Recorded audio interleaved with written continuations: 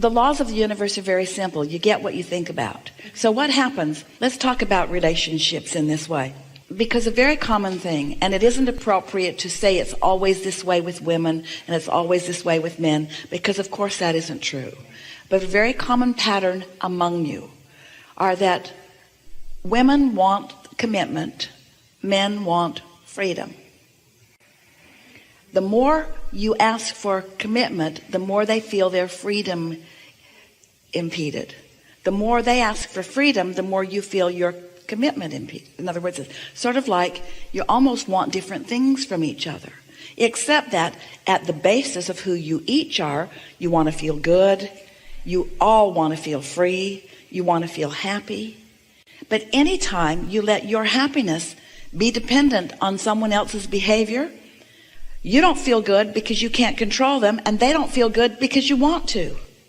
And it's true of everybody. So when you decide that you're going to let law of attraction do the matching of things up, then you just broadcast as you mean to broadcast, and you'll get back what matches what you're broadcasting. Makes sense. Takes a little practice, doesn't it? Okay. So let's talk about relationships. So let's say that you really want commitment, and your partner is willing to go along with it because right now that seems like a good idea, but you can tell that he's reluctant to say those forever words. So you're not focused upon what you want, you're focused upon what he seems to want that you're not even sure what it is. So you're not a vibrational match to what you want. And he wants to feel free, and he really likes being with you, but he's focused upon what you are demanding from him that he's not ready to give. So he's not focused on who he really. So now you have two people, neither one focused upon what they want, blaming each other for the way they feel. And that is a really common relationship scenario. So what you want to do is focus upon what you want, and the universe will yield that to you. But if you've got all jumbled in your vibration what you don't want, then the universe keeps bringing you people that hold a lot of what you don't want in their vibration. You see what we're getting at? We would not assume that just because he won't say the words that you want to hear, that he doesn't feel the same way about this lovely unfolding relationship, because he does.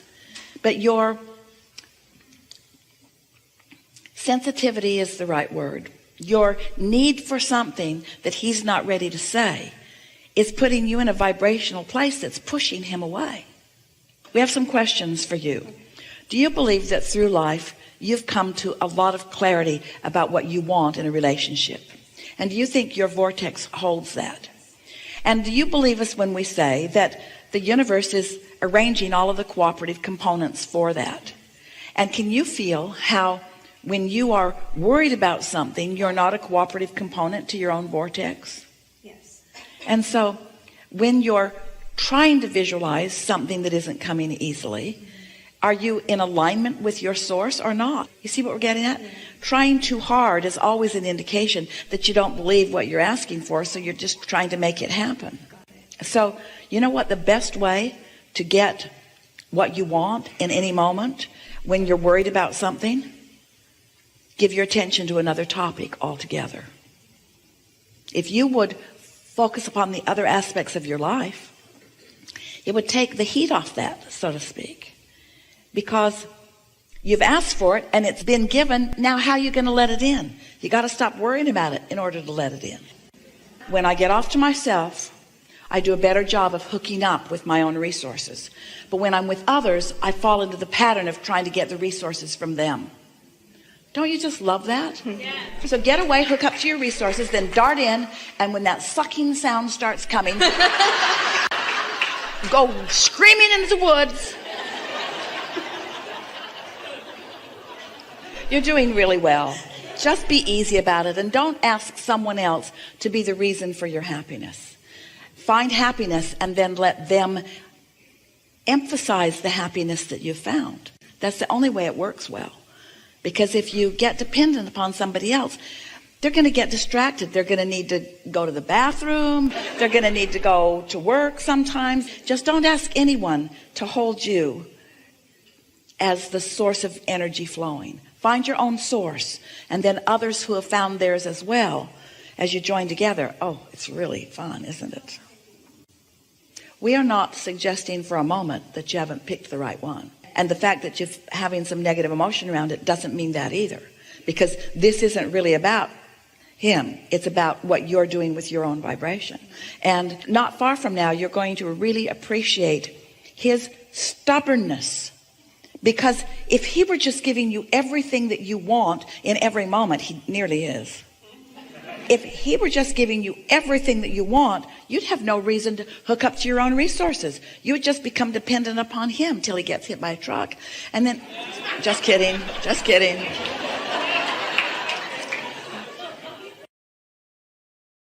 When you're tuned into who you are, you feel wonderful. And when you're not, you feel awful. And that's guidance.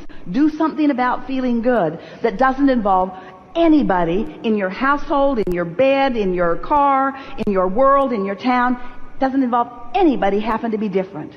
And when you get that, so you say to them, you know, you're really bothering me, and I would like to demand change in you, as I've been doing for the last several years. But now you've beaten me down. I realize that it must not be your job to please me. It must be my job to come into alignment with who I am. And so I want to state new friendship, new marriage, new political vows. These are my new vows.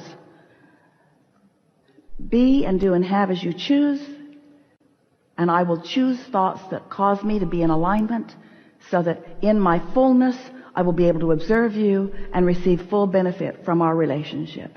You don't have to be different for me to feel good. I've got that covered. I figured out how to feel good anyway. I am the creator of my own alignment with Source. And now I'm a pure extension of Source energy. And now I can get on with what I came here to get on with, which is joyful life experience. Haven't you had the experience, you all have, or many of you have, of being online on the World Wide Web, on the Google, and something totally unrelated to what you thought you were searching for, but that you are very interested in, shows itself to you? Oh, that's the best example that has come to physical fruition of the way law of attraction works, you see.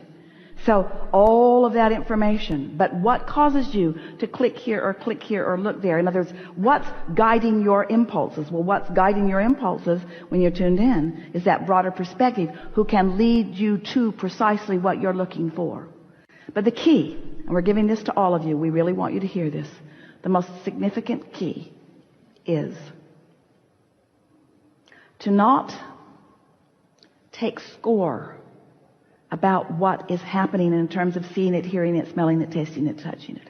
To just for a little while, letting the satisfaction that you're feeling, the energy that's flowing, the enthusiasm that you feel, the clarity that you're feeling, and the fun that you're having be the prize